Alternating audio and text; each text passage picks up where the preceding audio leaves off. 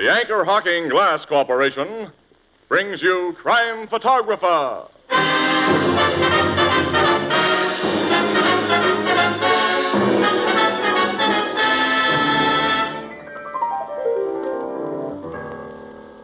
Hiya, Casey. Hi, Ethelbert. What's new? Did you read here what the president of the Columbia Broadcasting System says?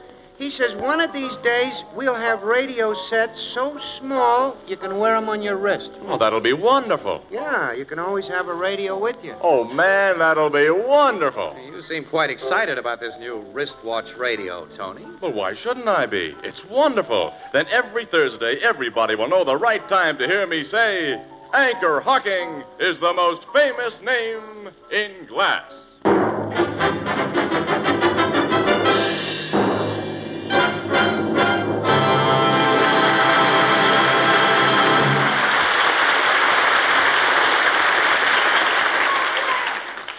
Good evening, ladies and gentlemen. This is Tony Marvin.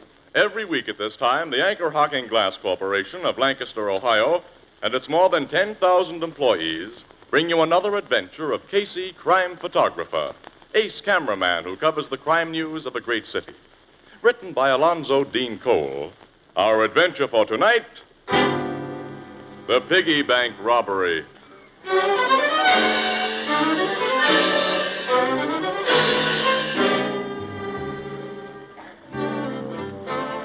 8:15 in the morning. An elevator in the towering Express building stops at an upper floor and discharges a sleepy-eyed Casey. Heavy-footed, he walks across the corridor and wearily opens a glass-handled door labeled Photography Department. Hi, Casey. Hello, Jim. Your car break down on the way here, or have you simply decided to keep bankers' hours? What do you mean? Hasn't anyone ever told you that we button pushers are supposed to punch the clock at 8 a.m. sharp when we're on morning shift? Oh, nuts to you. Okay, pal. I never can wake up in time for this morning trick. City desk been looking for me? No, but Bill Shapiro has. Well, what does Cubby want? He came in all excited this morning. Something very mysterious has happened to him. What happened to it? Well, sometime during the night... here he is. He'll tell you himself. Casey, Oh, Bill. I've been up the city room looking for you. Thought you might have gone there before coming here. You didn't tell the desk I hadn't shown up here, I hope. Certainly not. What do you think I am? Okay, I'm only kidding, pal. Jim tells me something happened to you last night. It was the darndest thing, Casey. Oh, sit down, Bill. Spin your story. You're not going to yawn when you hear it. This is something right up your alley. At this time of day, my alley is strictly... Well, of course, if you don't want to be bothered. Oh, wait a minute. Excuse me. I don't mean to be a sleepy lug, Bill. Naturally, I'm interested in whatever happened to you. Go ahead, shoot. Casey, you know my wife and me have a 16-month-old kid. Uh-huh. Well, when I got up to come to work this morning, naturally, the first thing I do is to go into the living room to look at Julius where he sleeps. Naturally. What do you think I see besides Julius? What? Someone's been in our living room during the night. They jimmied the door and searched the place. Well, they didn't hurt the kid, did they? They didn't even wake him. And we couldn't see that anything was missing at first. The wife's gold wristwatch was laying out in plain sight, and so was $15. But the burglar hadn't touched him. What do you think was the one and only thing he took, Casey? Well, you tell me. Little Julius's piggy bank. Piggy bank? Much dough in it? Not over $1 in small change. Your burglar was either a goof or some kid. Wait a minute. Been around enough to know the kind of jobs house prowlers do, and our job was opened by an expert. Casey, I got an idea why that piggy bank was stolen. Huh? Why? What is it? This was a brand new piggy bank because Julius busted his old one yesterday morning. So? You see, Julius likes his piggy bank like some kids like a certain doll. Uh-huh. He always wants it with him when the wife takes him out in his carriage. And sometimes people who stop to look at him drop a couple of pennies in it. Well, someone dropped something else in that bank of his. The one that he busted. What? Now, this is something I ain't told anybody else, Casey, because if there's a big story in it, you're the guy who can get it, and I want you to have it. Thanks. You've been awful nice to me since I've been working here. You're not a hard guy to be nice to, Bill. Well, what did somebody drop in the kid's bank? This. It looks like a pass key. Uh-huh. Somebody who stopped to admire the kid must have stuck it in there. Now, I think it was some crook who had to get rid of it in a hurry, and last night he came to get it back. But he didn't know, of course, that the bank he took wasn't the same one he put the key in. Your wife didn't remember anybody dropping the key in. No. What do you think, Casey? Well, this may be just an old key to nothing at all that some chiseler dropped in the bank, like some guys drop slugs in the collection baskets at church. But it might be the key to a place where stolen dough was hid. Or jewels. If this was a key to a safety deposit box, I think you might have an idea, but it isn't. This is just an ordinary flat cylinder locked door key, that's all. My idea's all wet, huh? Well, it's pretty far-fetched, you know, Bill. Of course, you reported the burglary to the cops, huh? Yeah. What'd they say? Well, what you said, that only a goof or a kid would steal a baby's piggy bank and nothing else. Mm-hmm. But I didn't tell him about the key. You keep this key and think about it, Casey. I still got a notion there's a mystery in it and a story. Okay, Bill. I'll just stick it in my desk drawer and do some thinking about it. Yes, I will. When I wake up, if you don't mind, I'm going to grab myself a nap. Sure. Uh-oh, that's photography department, Casey speak. Oh, hello, Burke. Yeah, go ahead, shoot. City desk. What? Wharf Street, under Pier 30. All right, I got it. Well, who's Manny Armstrong? Oh, sure, yeah, I remember now. Listen, tell Annie Williams I'll meet her downstairs in the lobby. We'll get right down there. Goodbye. Well, what is it, Casey? That's the end of my nap. Manny Armstrong, the counterfeiter, has just been found murdered. Counterfeiter? Yeah, one of the smoothest, too. He nearly drove the Treasury Department nuts before they nailed him. That was around 10 years ago. I'd almost forgotten the guy's name. Where's my hat? There, on your head. What? Oh, thanks, yeah. Well, I'll see you later, Bill. Don't forget to think about that key, Casey. Key? What key?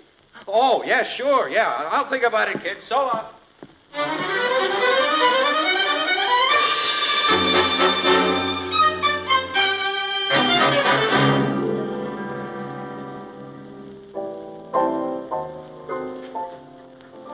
Hey, Walter, go down cellar and bring up some more sweet vermouth. We only got one bottle left at the back of this bar here. And bring up some more lemons. Yeah, and some... huh? When did you two blow in? Never mind them lemons, Walter. We Just now. Oh, boy, do we feel beat up, You can say that again. We've stuck on an assignment for 12 solid hours, Ethelbert. What assignment, Miss Williams? The Manny Armstrong murder. I read about that in the evening papers. He's the old counterfeiter who was just freed from prison. Yeah, well, he didn't enjoy much freedom. He gets into this town yesterday morning after being sprung from the federal pen at Lewisburg, and this morning he's found dead under a barge pier. Beaten to death, the papers said. Not just beaten, Ethelbert. He was deliberately tortured.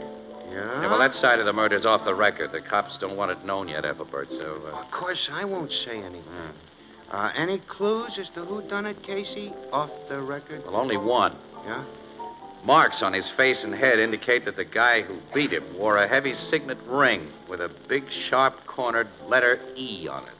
That sounds like a hot clue. Well, that's what made us stick with the case so many hours, but it hasn't led us anywhere so far. Thank goodness we'll get time off tomorrow for those extra hours, Casey. I'll use them all as sleeping. Me too, Annie. Hey, Ethelbert, have some coffee brought here to the bar for us, will you, pal? Sure. Hey, Walt! Oh, Walter, have some coffee brought for Miss Williams and Casey. And take back them lemons. To get back to the subject, didn't this Manny Armstrong have some known enemies who might For a crook, he had very few enemies, pal. Anyway, the torture angle indicates that the killer was trying to make Armstrong cough up information. And the cops have another angle on that. The Treasury Department got a conviction against Armstrong 10 years ago for making and passing $5 and $10 bills that were good enough to fool anyone but experts. They weren't able to find the plates he made them with. Those engraved plates would be worth plenty to another crook who wanted to go into the counterfeiting racket. So the killer may have tried to make Armstrong tell where they was hid, huh? That's the idea. You think he did tell? It's doubtful if he was able to tell. Why? You see, during his last 5 years in prison, Armstrong was a very sick guy. He almost completely lost his memory. Prison doctors are convinced that Armstrong doesn't know where he hid those plates or recall much of anything else that he did before his sickness began. Which seems to explain why he was beaten to death, Ethelbert. Yeah, he couldn't tell. Yeah, that's right. Say, where's that coffee? Hey, Walter, where's... Excuse me, there's the bar phone. Blue Note Cafe, Ethelbert speaking. Yeah, just a minute. For you, Casey, What? your city desk. City debt. Oh, we're not on duty. And we're not going to be. Give me that phone. Hello, Casey speak. Oh, there's an assignment you think I'd like to cover, huh? After I just put in 12 hours on a job. What do you think I am, anyway? Wait a minute. Say that again. I'll go up there right away. Thanks a million. Thanks for handing this to me, boss. This guy's sick, Miss Williams. What is it, Casey? Bill Shapiro's just been taken to the hospital. He may die. Bill Shapiro. The cub photographer you like? That's right, yeah. He was in here just this morning telling me about his apartment being robbed of a piggy bank. Tonight, he's been almost beaten to death. His wife's badly hurt, too. But why? Come on, Annie. We're going to find out why.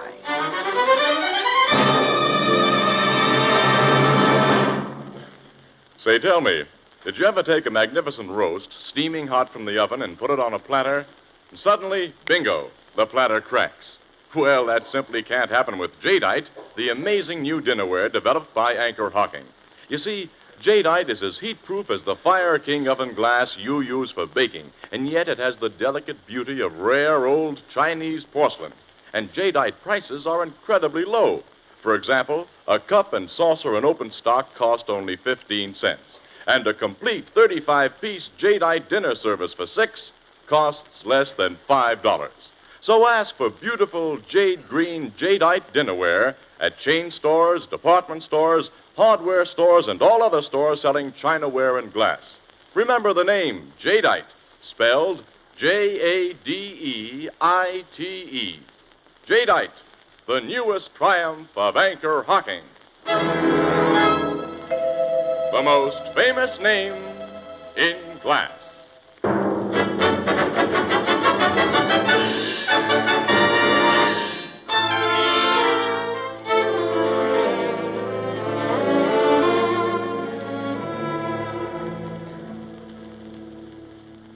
Since you're on the job here, Logan, I guess it means Shapiro is a homicide case. Fortunately, it doesn't, Casey. I just got word from the hospital that your friend's going to be okay. Oh, yeah? I'm so glad, Captain. Me, too. How about his wife and his baby? Yeah, the baby wasn't hurt at all. Mrs. Shapiro is hit in the head and KO'd, but right now she's suffering from nothing worse than shock and hysteria. She's been taken to the hospital, too. Well, what happened in this apartment? Well, Mrs. Shapiro said that about 6:30, just as she and her husband were about to have dinner, she answered a knock at the door, and when she opened it, saw a man there, and, well, that's the last she remembers. The man knocked her unconscious then. Yeah. And when she regained consciousness, she found her husband lying on the kitchen floor, dead, she thought, so I got a homicide report when she phoned headquarters.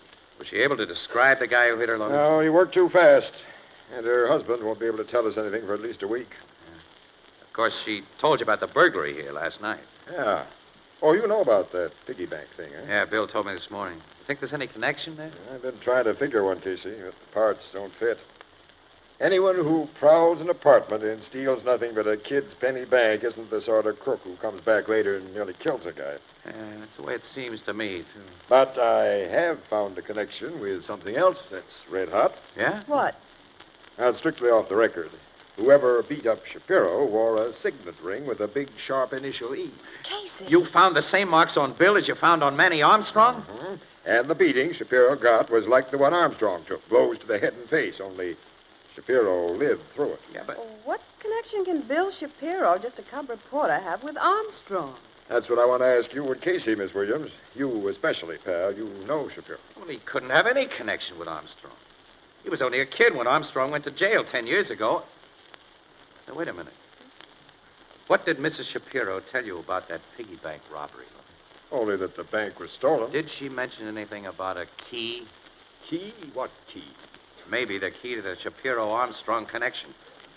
Pal, I'm going back to the office. Where can I reach you in half an hour? Hey, what is it? Yeah, that's what I'd like to know. I got a notion. Or rather, Bill Shapiro had one that may pay off. I don't want to talk about it until I do some thinking that I promised Bill I'd do before. Then maybe you know what you're talking about. I don't. Where can I reach you in half an hour? I'll be back at headquarters. All right, I'll phone you there. Come on, let's get to the office, Annie. Oh, okay, but lady in the dark had nothing on me. Well, I'll enlighten you on the way, Annie. Come on. I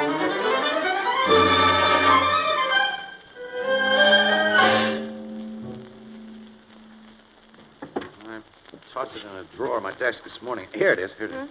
It's just an ordinary flat pass key. Maybe it isn't ordinary. Wait a minute. Let's try this magnifying glass. Why? I got a hunch. Well, through the magnifying glass, it's still an ordinary flat pass key. Look at the other side. Still nothing out of the ordinary. No. Well, there goes the hunch. I guess so. Nuts. You see, Armstrong was an engraver, and I figured he might have engraved something on this key so fine it couldn't be seen with the naked eye. Something maybe about the location of those counterfeit plates that he hid away before his memory went haywire. Well, I'm used to being wrong. You gave Captain Logan a big build-up about this. You better tell him to forget it. Yeah. Wait a minute. Now, what now? I just noticed something different about this key Bill Shapiro gave me. This isn't a key turned out by one of the big lock companies. This is a duplicate. So what? Well, locksmiths who make duplicate keys often stamp their names on the blanks they use, but I've never known of one of them who stamps on the original number, any.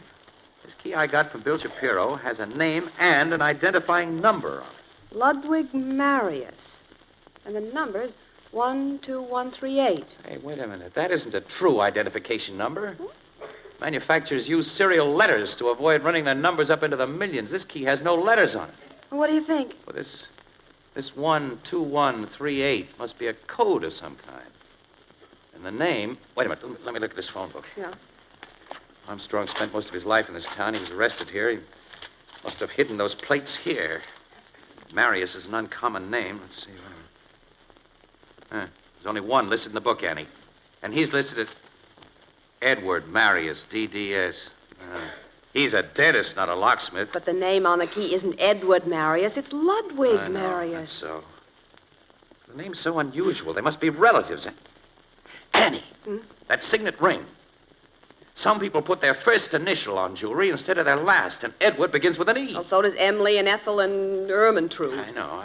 All right, anyway, let's take this key to Logan instead of phoning him. You'll get a code expert in who will give us the lowdown. Okay. All right, come on. I'll open the door. Oh, thanks.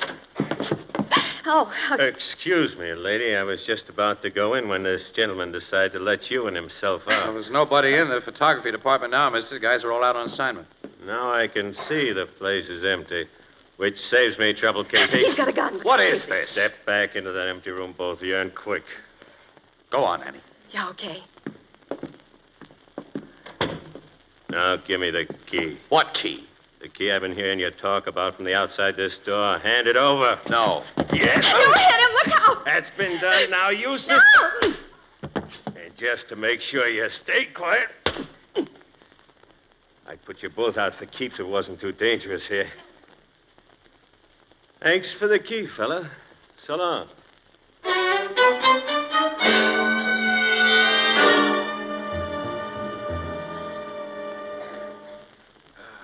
All I can tell you about the guy, Logan, is that he was big as an ox. Yeah, and he was dark and swarthy. Well, you can identify his picture if it's in our criminal files, can't you? I doubt You know, it. so do I. His hat was pulled down over his eyes and his overcoat collar was turned up. Yeah, I can tell you this about him, though. He throws a punch like a mule throws a kick. I'm still groggy. You know, I don't feel so good either. You're both lucky you got off as easy as you did. Have you looked in a mirror since you came to and phoned for me, Casey? Yeah. There's a cut on my jaw that looks like an E. Yeah. Before this muscle man finished with Shapiro, he obviously made him tell that the key had been given to you. Sure. So he hung around outside the office here until he saw me come in. Then he listened at the door. It was all set when Ann and I started out. Was he set? Say, Casey, go over your theory of this key business again. I want it straight. Well, now we know that the key connects everything that's happened. Armstrong must have known this guy with the E ring wanted it. Was after it. He must have been so close that Armstrong had to act fast. He saw a baby on the street sitting in a carriage playing with a piggy bank, so he stopped, admired the kid, dropped the key in the bank. All the time he was conning the mother into telling him her name and where she lived. He meant to get back the key after he shook the E-ring guy, but he couldn't shake him, and E-ring put the pressure on him under that pier until he spilled the works. That's it. E-ring goes to Shapiro's after he kills Armstrong, gets the piggy bank, finds the key isn't inside, then goes back to Shapiro's and tortures Bill into telling him that I have it. You and Miss Williams say you can't remember all the die stamping you found on that key. Only the name, Ludwig Marius. And both Casey and I think that the number started with 121, but we can't recall the rest. Wait a minute. Now that my so-called brain is clearing a bit, I think that name is the gimmick of this thing, Logan. Yeah? And I don't think it's a code, because Armstrong could never remember a code. The figures and letters stamped on it mean just what they say. Well, then, what we do remember is no help. There's no Ludwig Marius listed, only Edward Marius. My hunch says that he's the works, Logan. I want to meet that guy. And he's not going to slip any more fast punches over when I do. Casey will play your hunch. Let's call on Edward Marius.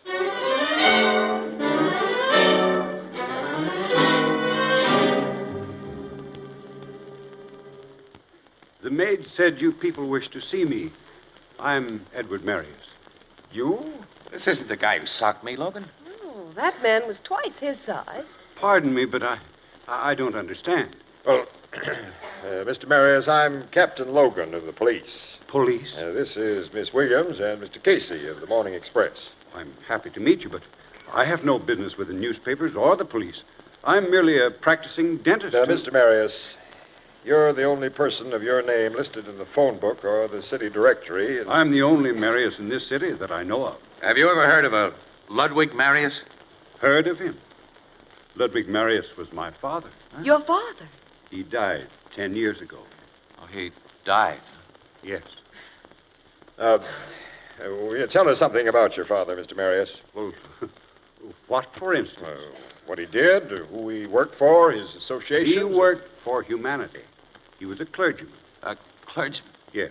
My father was minister of the Hillside Church around the corner. Anyone in the neighborhood can tell you about his associations. Gentlemen, I'm proud to be able to say that my father, Ludwig Marius, was the most loved member of this community. What is this all about, please? Casey, you answer that. I guess we might as well be going, Logan. Wait. Your father died 10 years ago, Mr. Marius? Yes. Logan, didn't Manny Armstrong live in this neighborhood just before his arrest? Yeah, on Burnham Street, about 6 blocks from here. Mr. Marius, did your father die on January 21st? Why, yes. January 21st, 1938. That's it. What's it? Where was he buried, Mr. Marius? Why, in Beechwood Cemetery, in our family plot. Thanks. I think I've got it now. You've got what? Sure I have, Annie. And Mr. Marius has helped me remember all the numbers stamped on that key. I said he'd be the works of this thing. Hey, will you tell us? Sure. We're going to Beechwood Cemetery from here. And watch.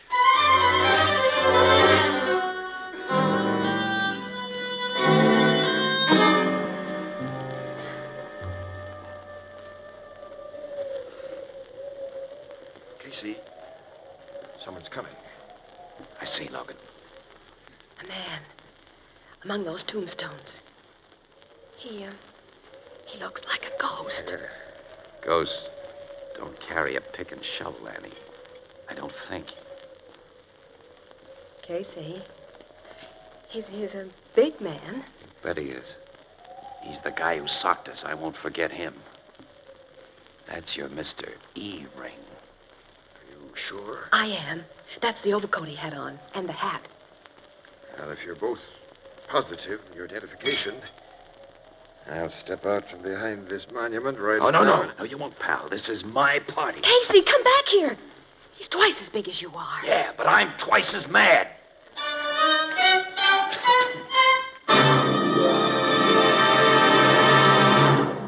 We'll join the crowd at the Blue Note in just a moment. You know, one of the most heartwarming salutations in the world is the phrase, "Have a cup of coffee." But how often comes the polite, hesitant response, "Oh, don't go to all that trouble."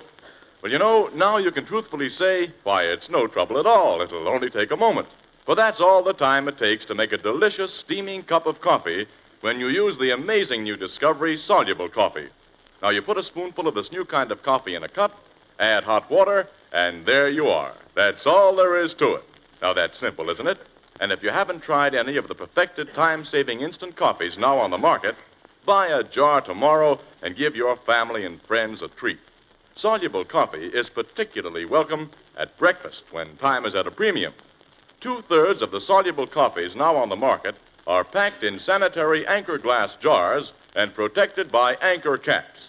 These Anchor glass jars and Anchor caps protect soluble coffee perfectly against harmful moisture. They're easy to open, easy to measure from, and easy to reseal. Anchor glass jars and Anchor caps are both products of Anchor Hocking. the most famous name in glass.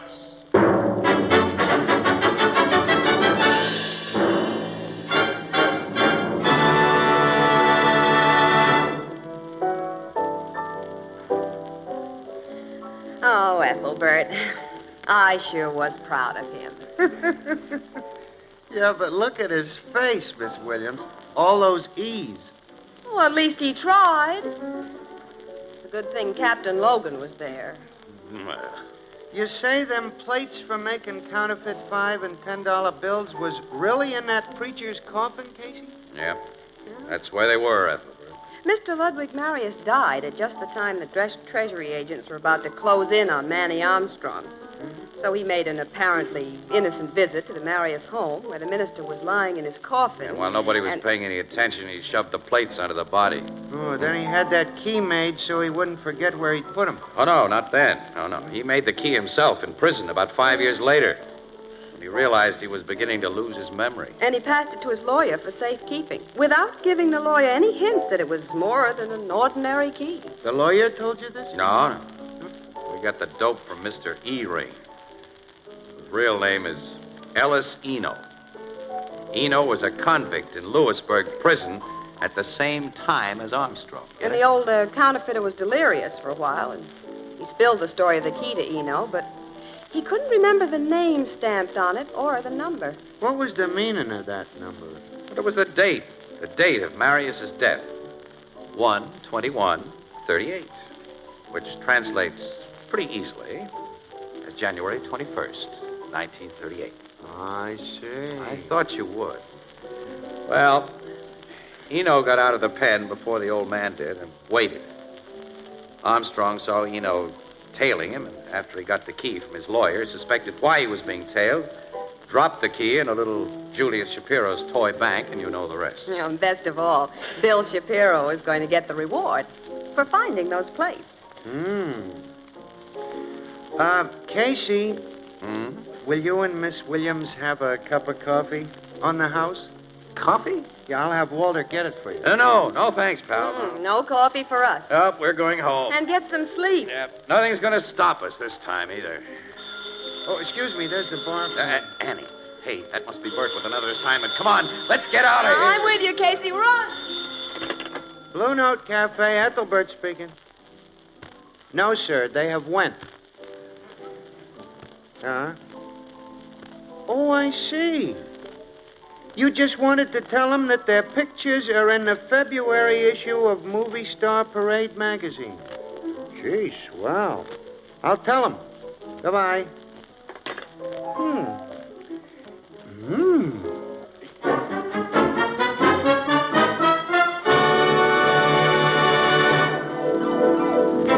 Crime Photographer, starring Stotts Cotsworth as Casey, is brought to you by the Anchor Hocking Glass Corporation, makers of Fire King Oven Glass, Anchor Glass Containers, Anchor Caps and Closures. All products of Anchor Hocking, the most famous name in glass.